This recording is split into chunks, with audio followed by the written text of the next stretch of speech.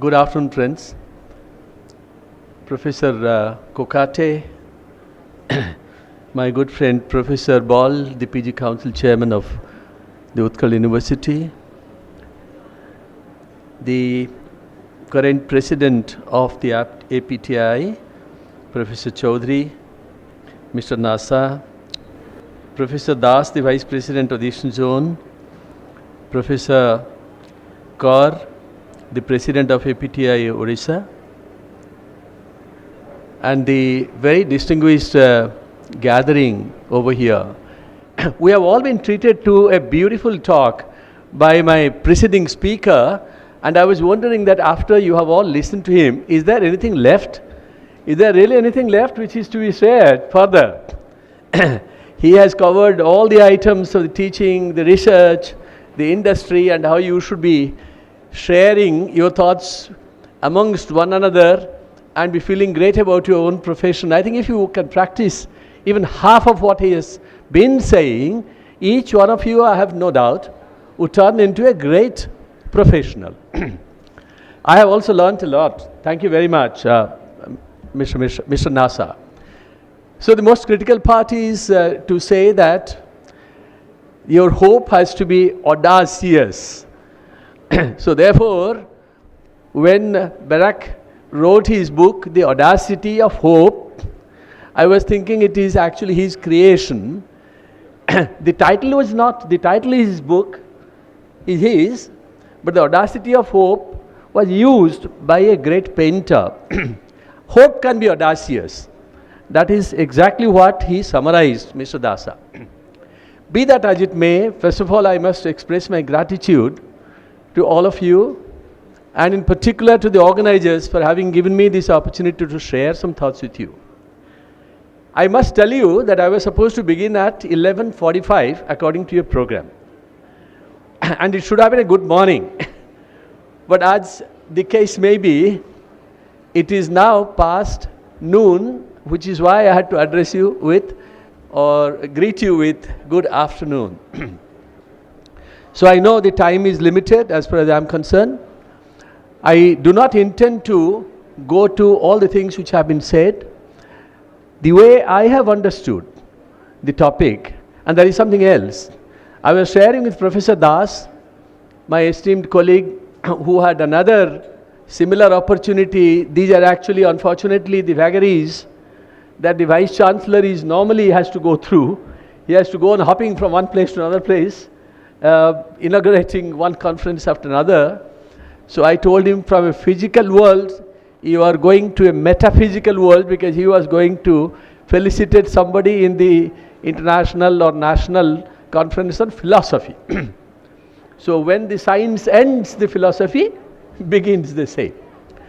So the point I was trying to make is that when the pharmacy, teaching, research, etc. comes, my memory goes back to when I was the Vice Chancellor of the Technical University, and Professor Kokate, thank you very much, Professor Kokate, you made a reference to our discussions then.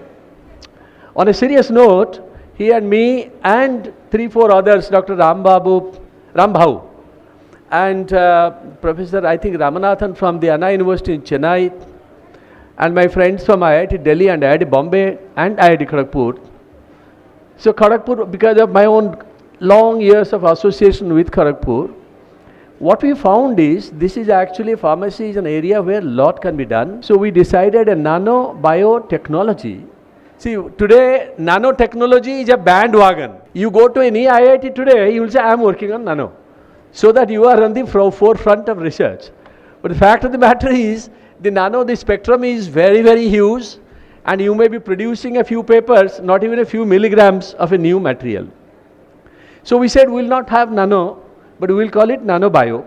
And Professor Kokate, you will remember, we said we will not also just call it nanobio, we will focus on 3 things. The 3 things are, one is the drugs which will be based on nano, one will be diagnostic system based on nano, and the third thing is the drug delivery system, which has to be also based on nano. By the way, I want to make it upfront very clear to you, I am not taking any claim whatsoever to the pharmacy profession. I belong to material science, metallurgical engineering to be more precise.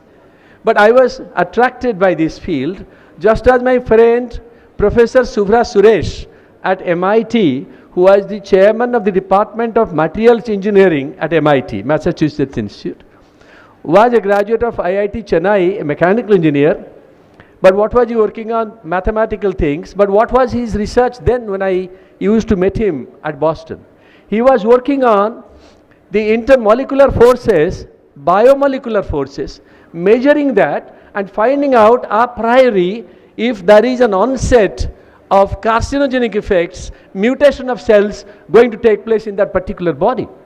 So which means a mechanical engineer, a materials engineer, a physicist can work on these kinds of things. And that time, this was a big project between MIT and Harvard University together, who are only 6 kilometers apart. So this is quite important.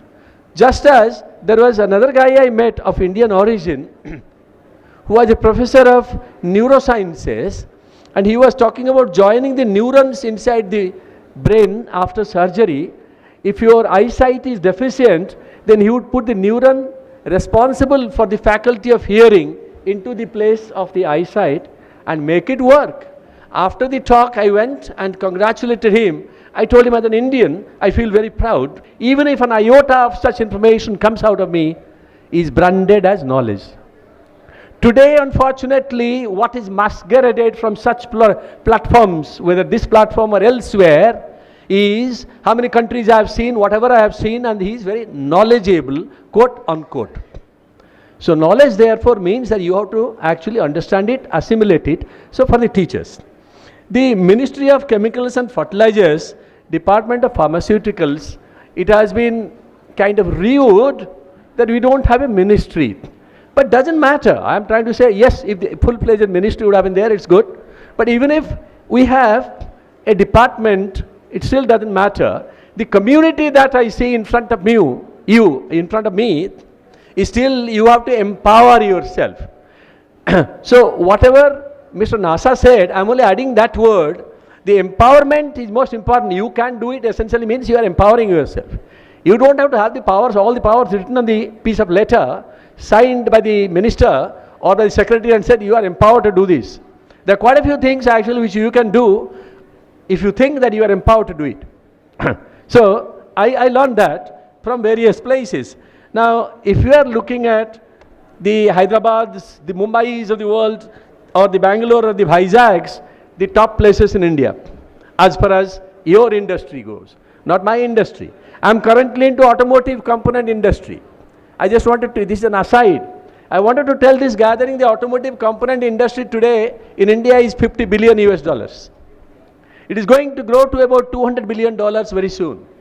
I know I am into the design into that particular industry. But your industry, which is roughly $20 billion or $25 billion, can also grow to $100 billion, provided we know how to take it up.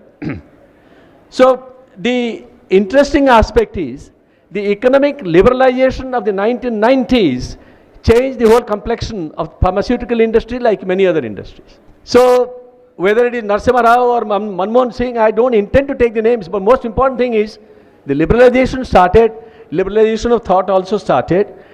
So the patent process brought in a tremendous change. I am extremely passionate about patents, ladies and gentlemen, and I want you also to be passionate about patents.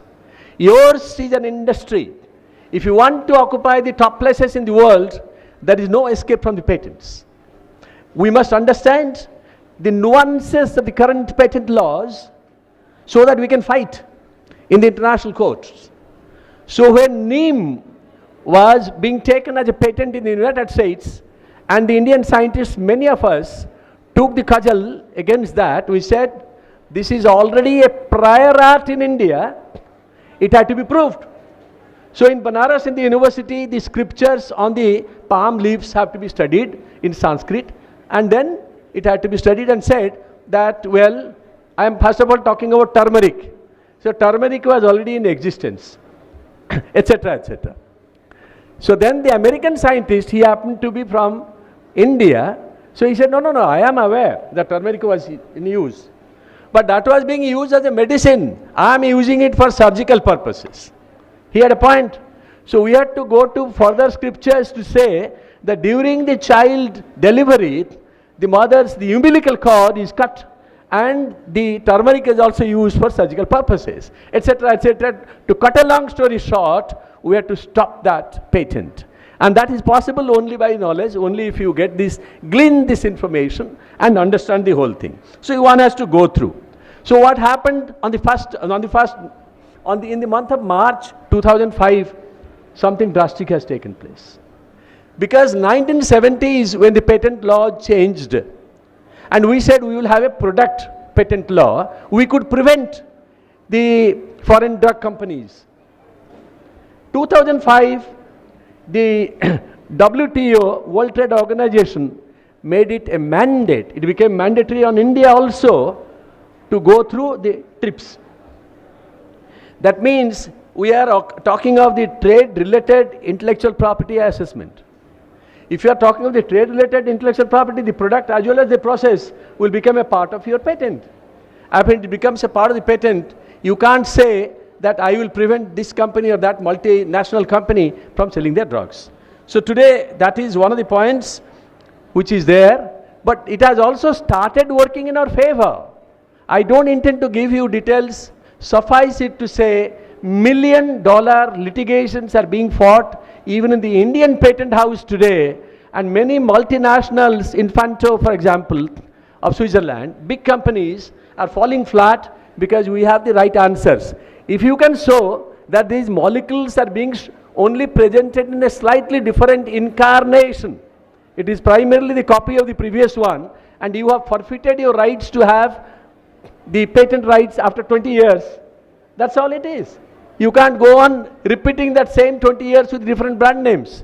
So most important thing is, I could see, I have studied the industry, pharmaceutical industry in India.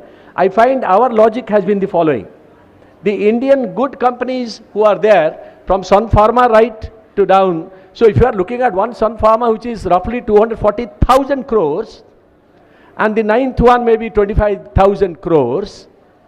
So these companies are fully aware that we have to have a strategy.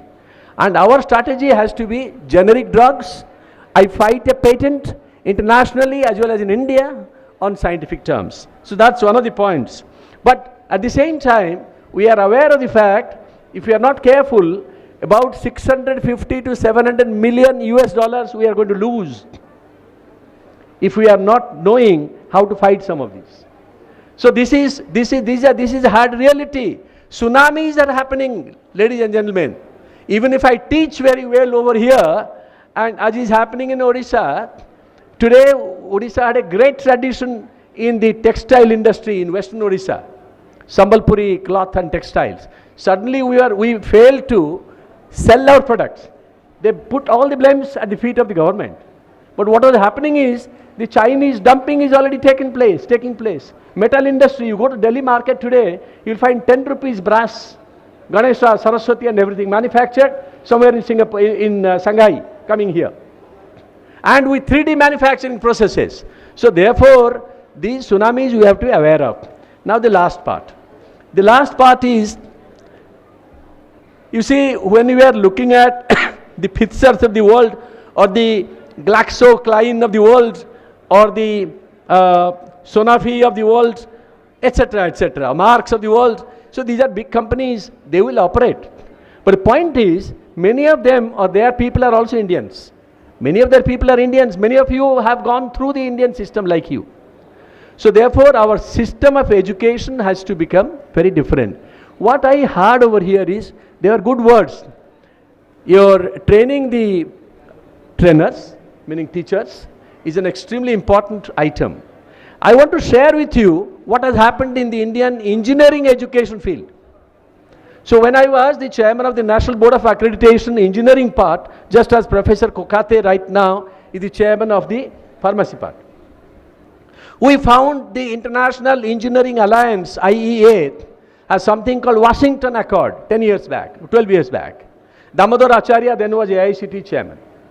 So we applied for a membership there. India applied for membership. And then After many years, we have now a full membership. But the point there is, what is common between pharmacy, engineering and hotel management or any other management or anything else? Please listen to me, the teachers who are present here.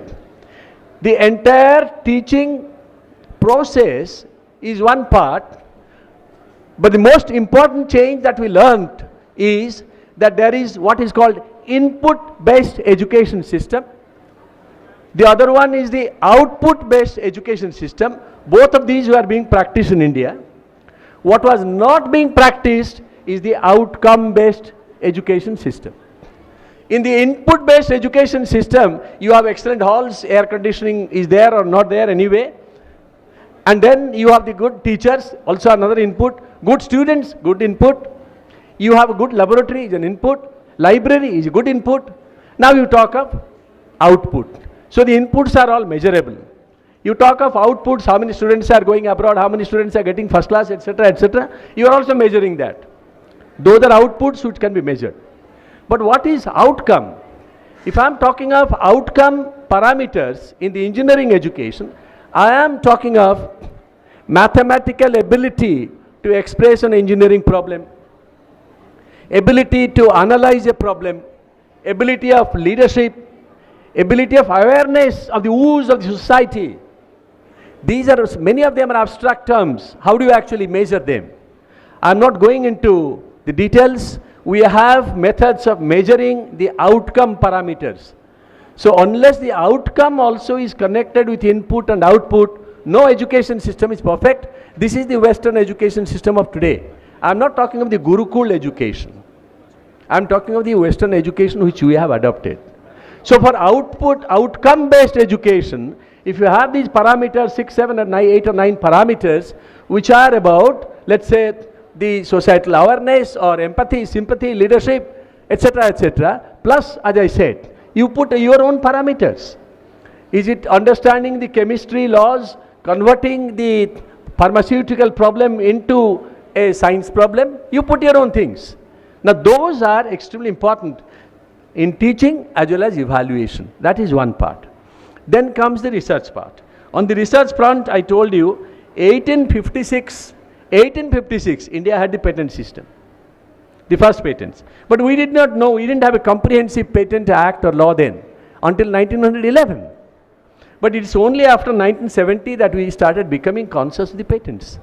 So if India has to be integrated with the rest of the global pharmaceutical world, India has to conform to the TRIPS of the WTO. There is no escape from that. You can't say, even China is now following suit. So therefore, if you want to go through that, on the research front, what's happening? I was sharing with Professor A.K. Das, Ashok Das of Utkal University, that under the BPUT today there are 30 colleges. Out of them, 17 are degree awarding colleges, the balance are diploma colleges. 1600 students under BPUT, we have seats for pharmacy, B.Pharm. 900 seats, as Mr. Mishra says, for postgraduate.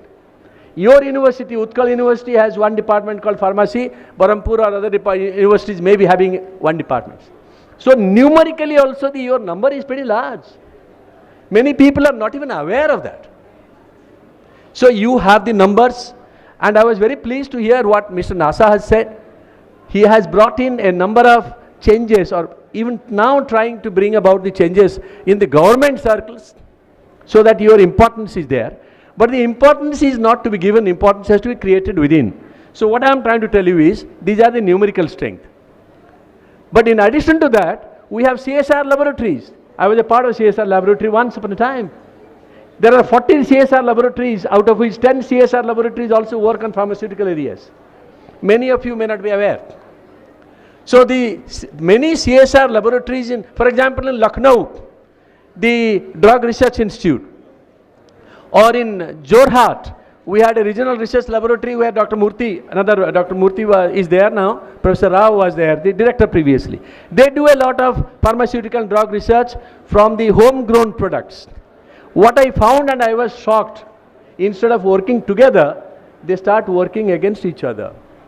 So what they did was, I have brought now from Jorhat a number of balms created by them for the joint pains and others, as these are actually being sold not as medicines but as some kind of Ayurvedic products. I asked the director, why are you doing it? He said, the moment I put it as a drug, I would be again asked by my Director General that you have to go to Lucknow and tell them that you are developing this and they are developing something else. The morale of the whole thing, ladies and gentlemen, is in the area of research. We have the educational institutions, we have the CSR laboratories. OCAD Vice President himself, Mr. Swai, is present here. So we have so many laboratories. We have the Dr. Reddy's laboratory and of course many other laboratories present here. The biopharma laboratories which are there, and there are biopharma industries in Bhubaneswar itself. I don't see them here. So we have to work together, and that's not always very easy. So when you are talking of the APTI, I want to now wind up by saying that basically the teaching has to be strengthened, yes. The products have to be employed, and yes, as Mr. Nasa says, creations are the job creation will have to take place. But you have to have the worth to be considered employable, that's very important, and the research has to take place. But the other part is the industry part. Industry part is experiencing something which you may not be even aware. So that also, that consciousness has to be built into this, so that the patent part. But now the last word, which has not been touched upon here, when you are talking of Odisha, the situation is as pathetic as if you are talking of 34% of the FDA approved laboratories, the number of FDA approved laboratories in India is much more than any other country outside US. Such is the situation. How many such laboratories or places do exist in Odisha? None. So therefore, the Odisha situation is even more pathetic.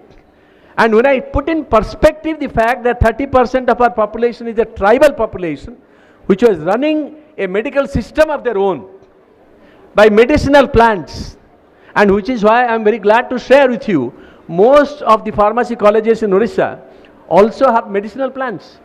So under BPUT, we almost made it mandatory that you should have your medicinal plants, do some research. Number of them, they are doing that research. And the tribal system is a parallel system altogether, which is why Government of India came up with the Ayush scheme. But I'm afraid Ayush scheme has never integrated. So Odisha had all this traditional knowledge, and today the new knowledge is coming. The whole issue is, how do you integrate these two? So with these words, I would very much like to congratulate the organizers that you have brought the APTICON to Odisha. So you have made the entire populace of Odisha proud by bringing this populace here, or the congregation here. But this awareness should not end here. My request to the organizers is, instead of the platitudes which you have been pronouncing from this dais, we have to have actionable points 1, 2, 3, 4, 5, 6 with a timeline, 6 months, 1 year, with a money attached to that. With that, you go to the Government of Odisha, Government of India, and to the several ministries, go and say how many of them we can achieve, how many you cannot in a foreseeable future. Wish you all luck. Thank you very much.